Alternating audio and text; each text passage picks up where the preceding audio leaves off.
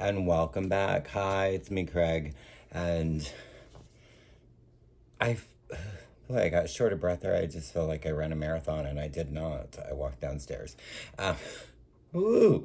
Anyways, welcome to my final installment of my 1980s videos, so 1980 to 1989, where I picked my 14 favorite albums from my collection that I owned, that I own.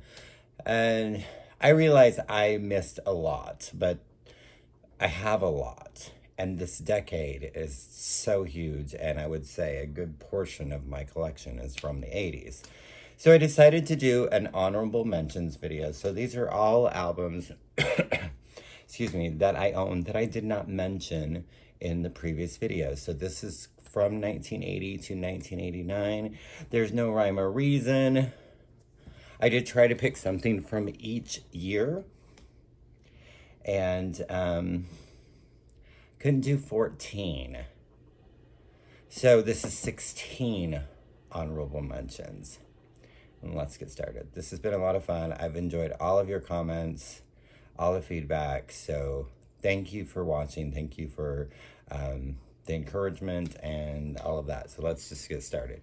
So this is another band that I feel like, is not mentioned a lot because I don't think a lot of people actually know who they are.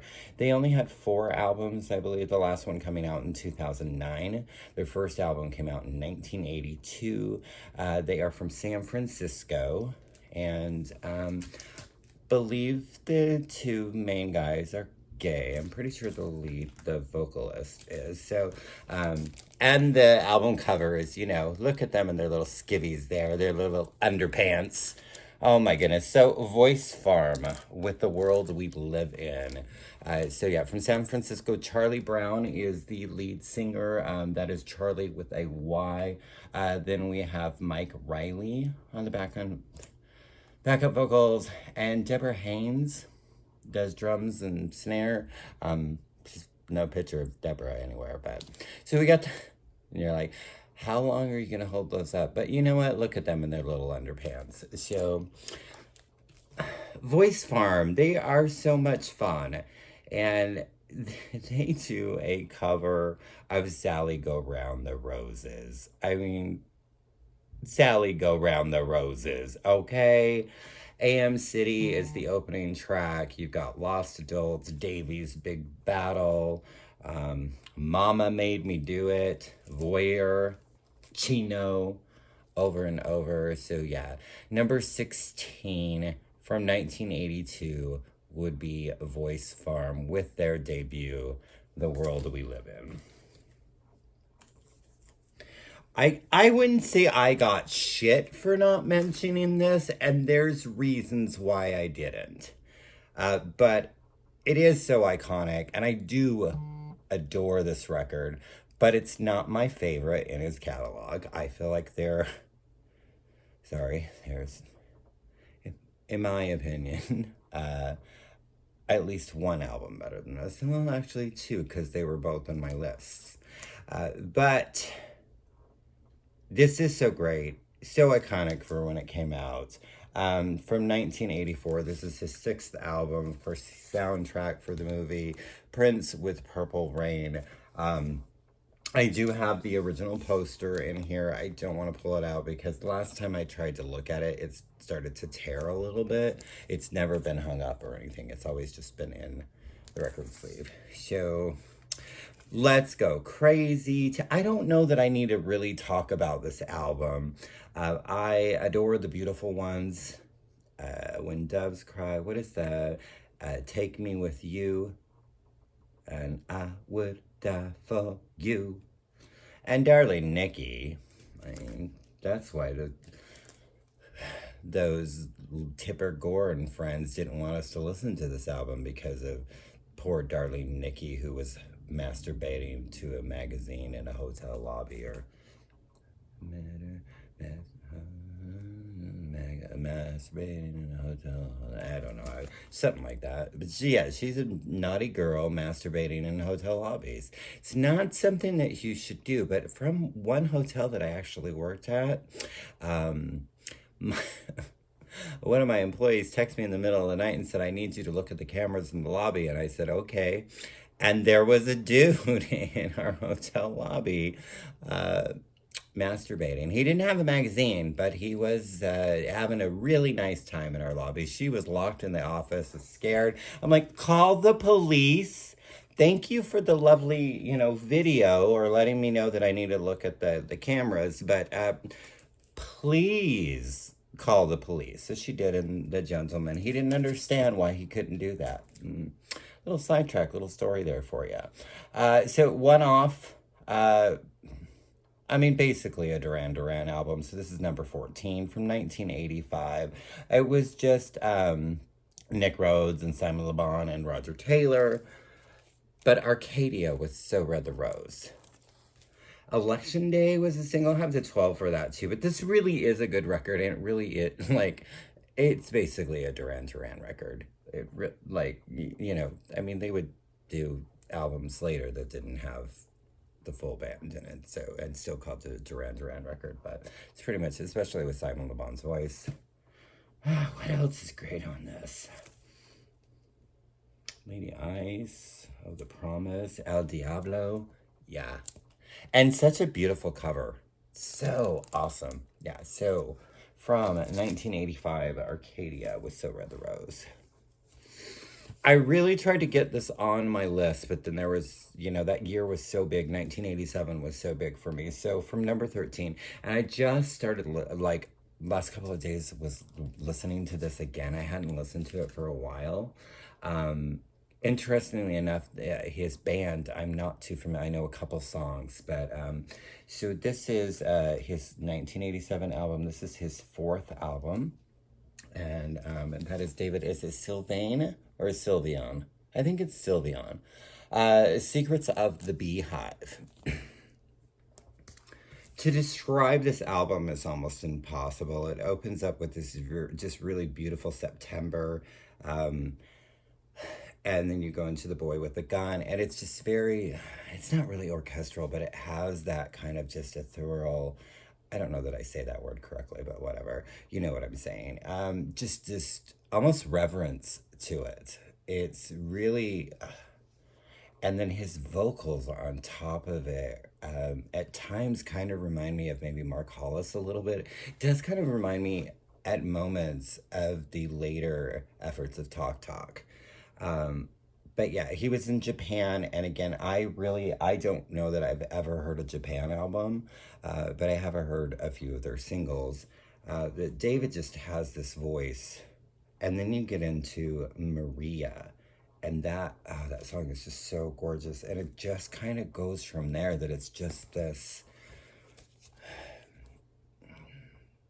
I don't know, it oozes radiance. I guess just listen to it if you have not heard it. And I don't remember how I heard about this album. This is the only album I know of his. I think he had 10 solo records. But yeah, this is the only one. Look at that $9.39 sticker on there. And I actually paid less than that. And I just got this last year before, or something like that. So yeah, David Sylvian with Secrets of the Beehive at number 13. Kind of interesting that this did not make my list for 1981. That was another great year. So my copy is kind of in sad shape. The record itself is fine. But this, I remember for Christmas this year, my brother Carl, I don't remember how old what would I have been, 8 years old or something like that? I don't know. Yeah, I would have been 8 in 81. Anyways, my brother Carl gave me the cassette tape for Christmas with Sesame Street Greatest Hits. So, and they were the very first cassette tapes that were ever mine, that were given to me, because the way my mom did things is that I have a brother that's just 2 years older than me, and everything was bought for both of us. So if we had tapes, if we had books, if we had that had both of our names on it, we had to share them. We never, very rarely did we get things like tapes or books or anything that was just for us. It was, we had to share them. And this was like the first tape. I'm going on and on, but anyways, Joan Jett and the Blackhearts with I Love Rock and Roll. So second Joan Jett album. I guess technically this is, because her for Bad Reputation is just her, right? It's not with the Blackhearts. Maybe I'm wrong about that. Of course, I Love Rock and Roll, the cover. It's all right. I mean, there's a lot of covers. Love is Pain. That is a cover. Crimson and Clover. One thing I always loved about that is that, you know, I don't hardly know her, and it's this woman singing this, and that was very interesting at that time. That I'm just like, why is a lady singing about a lady? And you know, and there's artists like Dolly Parton who covers the song years later, and she changes her to You. And I've always had an issue with that. Doesn't mean you're lesbian, doesn't mean you're gay. Sing the song how it was written. I don't hardly know her. Nobody's gonna think you're lesbo, Dolly. That probably wasn't a very nice term to say, but whatever. I'm a 90s gay. So, and I don't know what's, well, never mind. I'm not gonna go there. And we all know I record it and post it, so yeah. I'm in pieces, bits and pieces, you're too... And then it ends with the little drummer boy. So I don't believe that's originally how it's supposed to be. I did get this... God, this is a something anniversary. This was in 2015. So this is... I Love Rock and Roll. I believe it's 33 and a third or something like that. That's called. Well, it just says I Love Rock and Roll, but I thought it was something 33 and a something. So I guess this has how the album was originally supposed to be, or maybe originally released, and then they later... I don't know a lot about that, but it does end with Oh Woe Is Me instead of Little Drummer Boy, and that's a pretty good song. And then it has a live recording from New York in 1981. So this is pretty cool. I haven't played this for a while. I always just listen to this. Okay, so that was number 12. Number 11. Another one I don't want to say I was harassed that I didn't mention this, but, you know, they have other albums that I like better, but this is so good. So, from 1983, B-52, cannot talk, B-52s with Whammy. This is their third album. Queen of Las Vegas, Trism, Butterbeam. My favorite song on this record is Song for a Future Generation. Let's meet and have a baby now. Hi, my name is Craig. I'm a Pisces. I love chihuahuas and Chinese noodles. And black-capped chickadees. Oh, I just love that song. I just love that record. It's interesting that I decided to put one of his albums in my list, but I do really like this. So at number 10, I've only had it since this year. Up until recently, I've been very vocal about my, for lack of a better term, dislike for this man. And it's really been more about his vocals than his writing talents and his musicianship, and everything else is brilliant about this man, but his voice is finally like, I'm okay with it to a certain extent. I can only handle him in, you know, certain, like, I don't know, I know. But, yeah, and I've added more of his albums, mostly because someone keeps giving me his records, but, and I truly appreciate that. But, I'm enjoying him a lot more than I ever thought I would. So, with all of that shenanigans and goings on, let's just show you from 1983 would be Bob Dylan's Infidels. This is his 22nd studio album. This has Don't Fall Apart on Me Tonight, which I believe was Aaron Neville, and I'm not sure who recorded it first. It might have been Bob. Um, I won't go into Aaron Neville because that's not nice of me, but I do not like him. It's got Joker Man and Union Sundown, Neighborhood Bully. This is a really good, I found that like his late 70s, like 80s, kind of that's the sweet spot for me with Bob Dylan. I do like some of his earlier stuff, but the stuff that I really enjoy by him seems to be like past 73 up until say like 85, 6, maybe even 88. That's kind of the sweet spot for Dylan for me. So yeah, at number 10, Bob Dylan's Infidels. She's so great.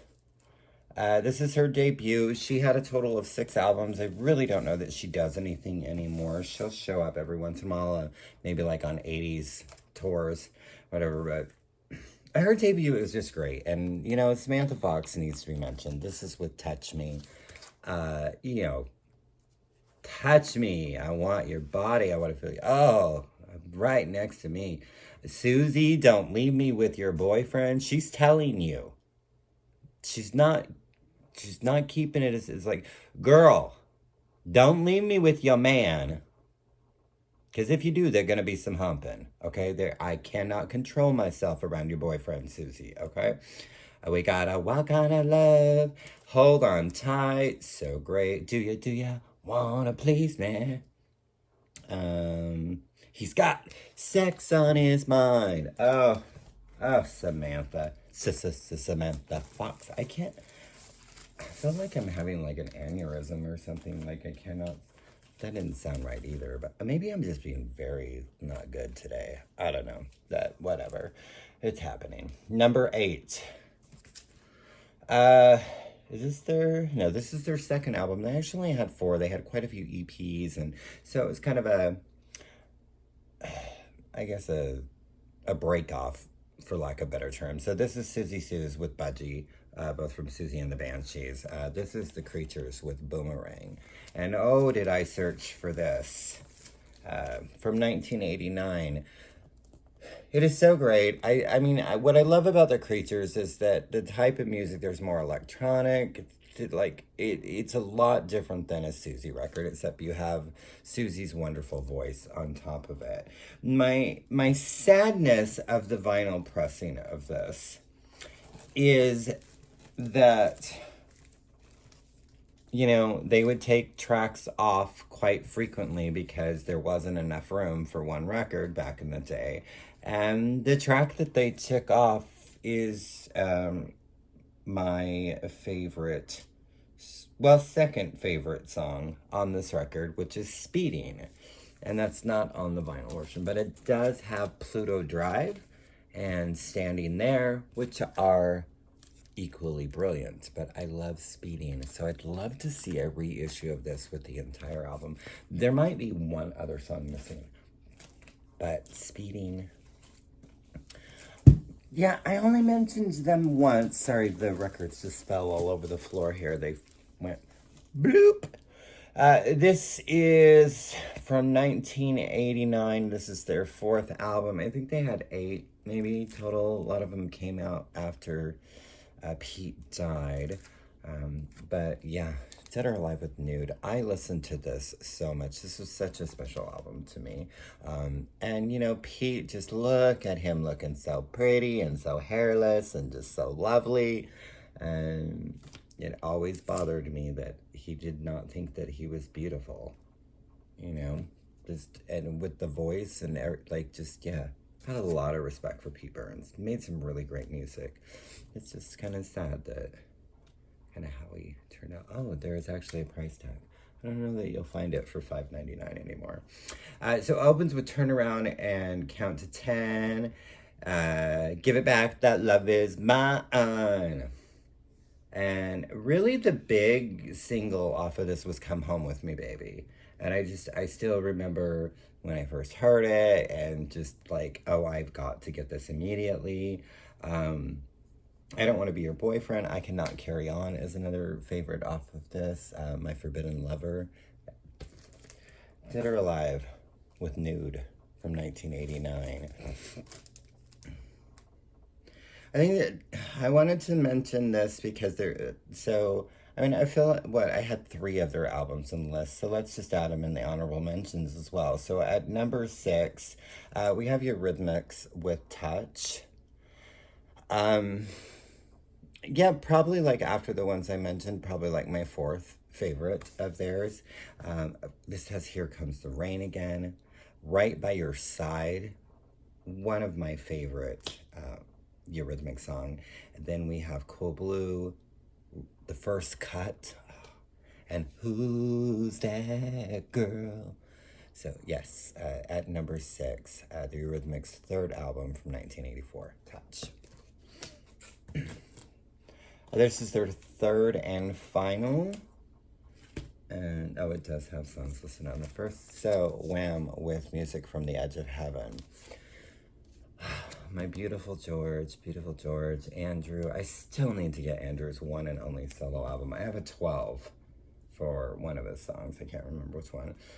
This is I'm Your Man, The Edge of Heaven. Battle Stations. Ew, so good, Battle Stations. It has Last Christmas. There's a live version, of Blue, Where Did Your Heart Go? Really the song that just does it for me on this, and it was actually released as a George Michael single, but a different corner, and when I saw him sing this song live, I just melted into a pool of gooey, happy ooze. It was just yeah. I still think seeing George, that was probably like one of the highlights of my life. So number 4, so their debut that I also did not mention would be the Smiths with the Smiths from 1984. Yeah, there's a lot from 1984. Did I say 84 for Wham? It was 86, but I don't know because my brain, it's like scrambled egg brains or fried brains. Reel Around the Fountain, Hand in Glove, Pretty Girls Make. What Difference Does It Make? Yeah, so good. What a great debut. And they'd have better albums moving forward, but this is definitely better than Meat is Murder. I don't hate that album. It's not my favorite. Another one is I felt like I was mentioning them a lot, and then it was there was so much that was in 1987 there's quite a few from this list, also from 1987, but really this is a brilliant piece of work. And Depeche Mode's with Music for the Masses. Is there anything that's not good on this album? I mean, that's just weird instrumental thing, but Behind the Wheel, I Want You Now, Little 15. I heard it from my friends about the things you said. Boom, boom. Oh, yeah, really at their finest here. Not my favorite album of theirs, but definitely up there.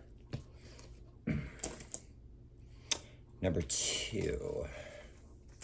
This really is my favorite album of theirs, and with their debut, of how brilliant that debut is, people are quite surprised. But I think that it's because this is the first album I heard by them. I heard it right when it came out. I had heard Blister in the Sun, but I'd never heard I hadn't heard the whole record. That was later, because I was actually looking for that album, and this had just come out, and I was like, well, I'll buy it. And it was way different than Blister in the Sun, and then I would come to find out later, way different than that album.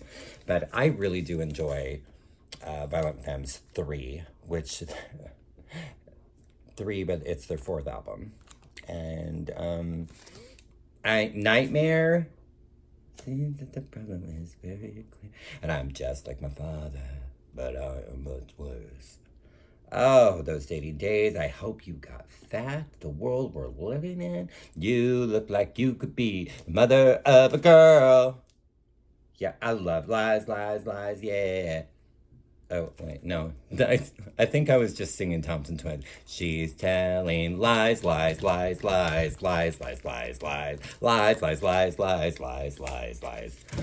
Oh my gosh, trying to sing Thompson Twins and pretend that it's Violent Femmes. I need to go to therapy. All right, what? Ever. And the number one honorable mention from 1980. So their US debut, this was not released in the UK, and their debut album that actually came out in 1979 was not released here. And there's songs that are the same on both, but maybe, even though I love the debut, but maybe this collaboration or compilation or whatever you want to call it, because it's really not an album of theirs. I don't consider this isn't in their catalog, but The Cure with Boys Don't Cry, yeah. This is so, I mean, you have Boys Don't Cry, wasn't on the debut. Fire in Cairo. It's how I learned how to spell Cairo. I think I knew how to spell it, but, and you spell F-I-R-I. I always have a hard time, though, if I'm not hearing it, F-I-R-I-I-N-C-A-I-R-O. And the tap goes drip, drip, drip, drip, drip, drip. 10:15 on a Saturday night. And it was suggested that I do a video of, like, top favorite Cure songs. It's gonna take me a minute because there's a lot. And I've decided that I will do 25, and I will compose a list of my favorite Cure songs. So that will be coming up in the near future. I don't know if that'll happen before the move, but we'll see. So this was a really long video, but 16, I wanted to just mention a few more from this amazing decade of music, and really the decade that sculpted my interest in music, my love for music, and really just the obscurities of what I listen to, because nothing, it's just all over the board. You've learned that from watching these videos. So I really appreciate you all watching these, your comments. Please let me know, is there anything that you would have mentioned that I had not mentioned in this honorable mention of from 1980 to 1989. So that's it, the series over. Again, thank you for watching, and thanking you.